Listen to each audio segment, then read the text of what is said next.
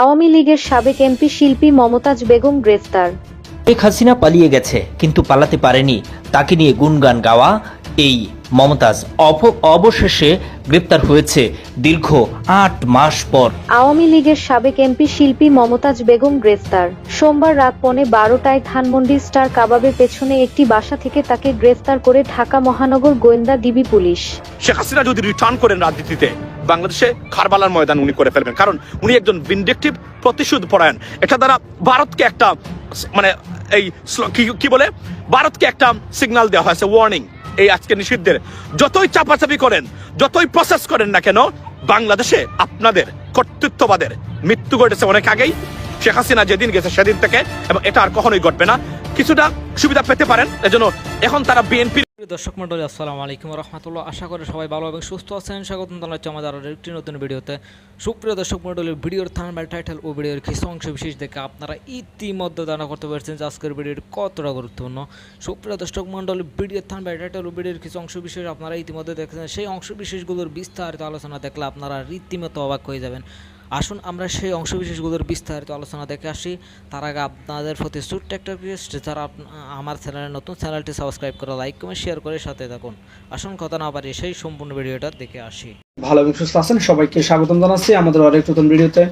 প্রতিদিনের মতো আমি আব্দুল সিরাত ফারুকী। কি হচ্ছে দেশে, কি ঘটতে যাচ্ছে দেশে? ইতিমধ্যে আপনারা দেখেছেন যে বর্তমানে হঠাৎ করে সারা দেশে শুরু হয়েছে তুমুল অস্থিরতা এবং সারা দেশে রীতিমতো তোলপাড় সৃষ্টি করেছে। আমরা ইতিমধ্যে ভিডিওর শুরুতে অংশ বিশেষ দেখে বুঝতে পেরেছেন আজকের ভিডিওটা কতটা গুরুত্বপূর্ণ হতে চলেছে।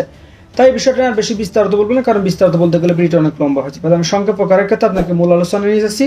তার আগে আপনাকে ছোট একটি অনুরোধ জানাতেছে, যারা আমার ফারুকী অনলাইন ইউটিউব চ্যানেলতে এখনো হচ্ছেন, প্লিজ দয়া করে আমার চ্যানেল সাবস্ক্রাইব করে সাথে দেখবেন। আর বেশি কথা না বলে আমরা ভিডিওটা একটু ধারাবাহিকভাবে একটু বিস্তারিত দেখে আসবো। শেখ হাসিনা যদি রিটার্ন করেন রাজনীতিতে, বাংলাদেশে কারবালার ময়দান উনি করে ফেলবেন, কারণ উনি একজন ভিনডিকটিভ, প্রতিশোধ পরায়ণ। এটা দ্বারা ভারতকে একটা মানে এই কি বলে ভারতকে একটা সিগন্যাল দেওয়া হয়েছে, ওয়ার্নিং। এই আজকে নিষিদ্ধের যতই চাপাচাপি করেন, যতই প্রসেস করেন না কেন, বাংলাদেশে আপনাদের কর্তৃত্ববাদের মৃত্যু ঘটেছে অনেক আগেই। শেখ হাসিনা যেদিন গেছে সেদিন থেকে, এবং এটা আর কখনোই ঘটবে না। কিছুটা সুবিধা পেতে পারেন, এজন্য এখন তারা বিএনপির গণনা হবেন এবং চিরতরে বিএনপির মানে উদ্দেশ্যে ভারত ঝুঁকবেন, এই বিষয়ে কোনো সন্দেহ নাই। বিএনপির যারা আছেন, বি কেয়ারফুল। আওয়ামী লীগের আজকের এই ধ্বংস কে সাধিত করেছে? যে ব্যক্তি সাধিত করেছে দেশ, তার অন্যতম হচ্ছে ভারত। ভারতই মানে শেখ হাসিনাকে জনগণ থেকে বিচ্ছিন্ন করেছে, বাংলাদেশ থেকে বিচ্ছিন্ন করেছে। আজকের এই মানে শেখ হাসিনার এই পরিণতির কারণ হলো শুধুমাত্র জনগণের পালস না বুঝে রাজনীতি করা। আমি আবার বলি, আমরা কি চাই? এখন আমরা যেটা চাই সেটা হচ্ছে আন্তর্জাতিকভাবে বাংলাদেশকে প্রতিষ্ঠা করা, বাংলাদেশের সুনাম প্রতিষ্ঠা করা, বিনিয়োগ যেন বাংলাদেশে যায়। মনে রাখবেন, অস্থিরতা থাকলে, যদি আপনি আওয়ামী লীগকে নিষিদ্ধ করেন না কেন, বাংলাদেশে যত বেশি অস্থিরতা থাকবে তত বেশি বিদেশি বিনিয়োগটা নিরুৎসাহিত হবে, তারা আসবে না। Stable condition, governing system and stability, কোনো ধরনের প্রটেস্ট যেন এখন আর বাংলাদেশে না হয়, কোনো দেশের জন্য, কোনো গোষ্ঠীর জন্য, কোনো ধর্মের জন্য, কোনো বর্ণের জন্য। প্লিজ মানে try to establish stability in Bangladesh, otherwise বিদেশি বিনিয়োগ বা ফরেন ইনভেস্টমেন্ট সেটা আসবে না। এটা যতক্ষণ পর্যন্ত আপনি নিশ্চিত না করতে পারবেন, ততক্ষণ পর্যন্ত আপনি বাংলাদেশকে আপনি ওই জায়গায় নিতে পারবেন না। এখন আওয়ামী লীগ নিষিদ্ধ আছে, সবাই শান্তিতে বসবাস করুন, রাজনীতি করুন, এবং একটা জিনিস নিশ্চিত করতে হবে, মনে রাখবেন আপনি, এখনো যে যারা রাজনীতি করেন, ভুল রাজনীতি, জনগণের পালস না বুঝে রাজনীতি করেন, তাদেরকে শিক্ষা দিতে গেলে আপনাকে ভোটের নিশ্চয়তা আনতে হবে। যদি ভোট দিতে পারেন, তাহলে ধরেন বিএনপির বিপক্ষে আপনি দাঁড়িয়েছেন, বিএনপি আওয়ামী লীগকে নিষিদ্ধ চায় না, how you can punish BNP? By casting your votes. এটা নিশ্চিত যদি করতে পারেন আপনারা, ইনশাল্লাহ আগামীতে কেউ যত মানে আপনার অগাছা মানে বা গার্বেজ রাজনীতিতে আছে, পলিসি বা রাজনীতিবিদ আছে, সব চিরতরে মুছে যাবে। যদি ভোটের অধিকার নিশ্চিত না করতে পারেন, Awami League may return to বাংলাদেশের পলিটিক্স। আজকে বলে যাচ্ছি এখানে আমি আপনাদের সবার সামনে, ladies and gentleman, Awami League আজকে ব্যান হলো। দুর্বৃত্তায়ন, ফ্যাসিজম এন্ড ফ্যাসিবাদের কারণে আওয়ামী লীগ আজকে ব্যান। আওয়ামী লীগের মতো ঐতিহ্যবাহী ঐতিহাসিক একটা দল আজকে বাংলাদেশ থেকে ব্যান হলো। এর মধ্য দিয়ে আওয়ামী লীগের মৃত্যু ঘণ্টা বাজলো বাংলাদেশের রাজনীতিতে। তবে আমি একান বলে দিতে চাই, যারা মনে করেন আওয়ামী লীগ আবার ফিরবে, on the basis of my assessment, if things goes like that for next 5 years, Awami League will be nowhere in Bangladesh, I can tell you that. এবং স্বতঃস্ফূর্তভাবে আওয়ামী লীগ আপনার ব্যান হলো। এবং ভারতীয় media, thank you so much, ভারতীয় media প্রত্যেকটা মিডিয়াতে এই রিপোর্টটা এই মুহূর্তে আসছে that Awami League has been banned by the interim government due to the terrorism act or the violation of terrorism law. So অর্থাৎ সন্ত্রাসবাদের কারণে, সন্ত্রাসবাদের এই আপনার আইন ভায়োলেশনের কারণে আওয়ামী লীগ আপনার নিষিদ্ধ হয়েছে। ভারতের প্রত্যেকটা জায়গায় এটা তোলপাড় হয়েছে। Thank you so much Asif. So এটার মধ্য দিয়ে আওয়ামী লীগের মৃত্যু ঘণ্টা বাজলো বাংলাদেশে। and I think this is the end of Awami League in Bangladesh, ladies and gentlemen, because মনে রাখবেন আওয়ামী লীগ এখান থেকে আর ফিরতে পারবে না। এবং যারা মনে করেন যে বিএনপি ফেসিজম প্রতিষ্ঠা করবে বাংলাদেশে, তারা ভুল। BNP is not a fascist political party. Yes, but BNP could be a foolish and totally foolish or failed political party, but they are not fascist.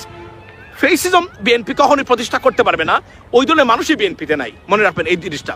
এখন আপনারা যারা অনেকেই খুশি হয়েছেন যে আওয়ামী লীগ ব্যান হয়েছে, গণমানুষের দাবি ছিল, আমি ক্যাম্পেইন করি নাই আওয়ামী লীগ নিষিদ্ধ করার জন্য, সত্য কথা বলতে গেলে, বাট আওয়ামী লীগ নিষিদ্ধ, বিশেষ করে শেখ হাসিনাকে, আওয়ামী লীগের যারা মানুষ আছেন আজকে শেখ হাসিনাকে ধিক্কার দেন। এই মহিলা ভারতে বসে সে যদি তার মুখটা বন্ধ রাখতে পারতো তাহলে 32 নম্বর বাঙ্গা হতো না, আওয়ামী লীগ আজকে হয়তো বা নিষিদ্ধের এই প্রক্রিয়াতে মানে হতো না। কেননা যারা আওয়ামী লীগকে নিষিদ্ধের পক্ষে বর্তমানে সাধারণ বাংলাদেশের মানুষ আছেন, তারা মনে করেন শেখ হাসিনা যদি আবার ক্ষমতায় আসেন, এসে আবার সেই স্লটারিং, জবাই করা বাংলাদেশকে একটা গুরুস্থান, কারবালার মাঠ বা ময়দান হিসাবে প্রতিষ্ঠা করবে।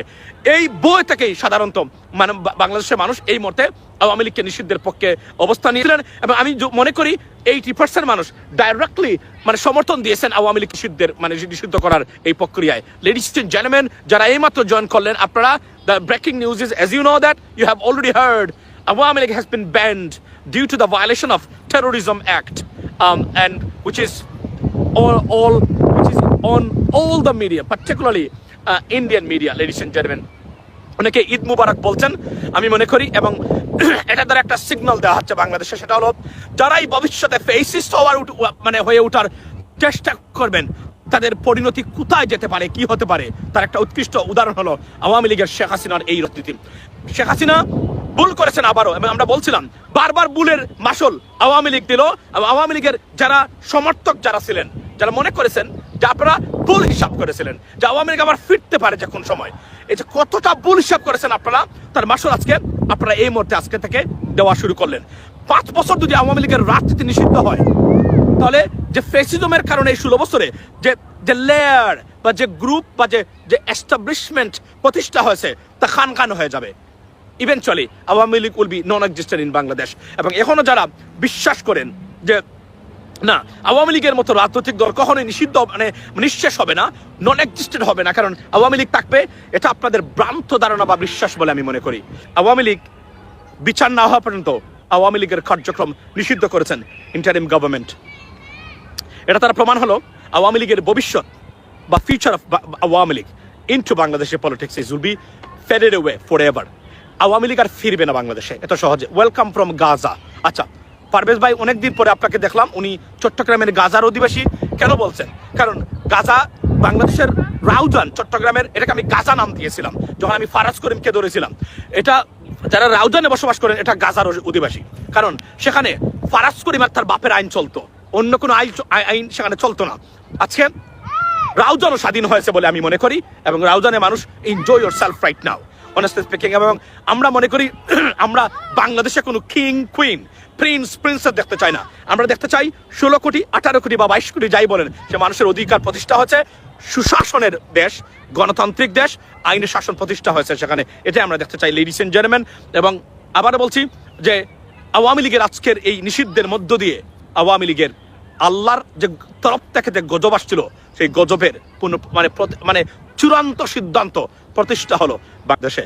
এবং এর দ্বারা একটাই ভবিষ্যৎ যারা আছেন এবং রাজনীতি ব্যবসা করেন। তবে আজকে আমি একটা জিনিস বলতে চাই, আমি একটা জিনিস দেখেছি, তাদেরকে ধন্যবাদ না দিয়ে পারবো না, আমি দেখেছি সেটা family entertainment. Hey guys, family entertainment BD নামে একটা চ্যানেল আছে যারা নাটক বানায়। এমন একটা নাটক বানাইছে এবং একটা গান শুরু করছিল, একটা এমনভাবে পচিয়েছে বাংলাদেশের রাজনীতিবিদদের, আমি তাদেরকে ধন্যবাদ দিই, আমার ধন্যবাদটা পৌঁছে দিবেন তাদের কাছে। কেননা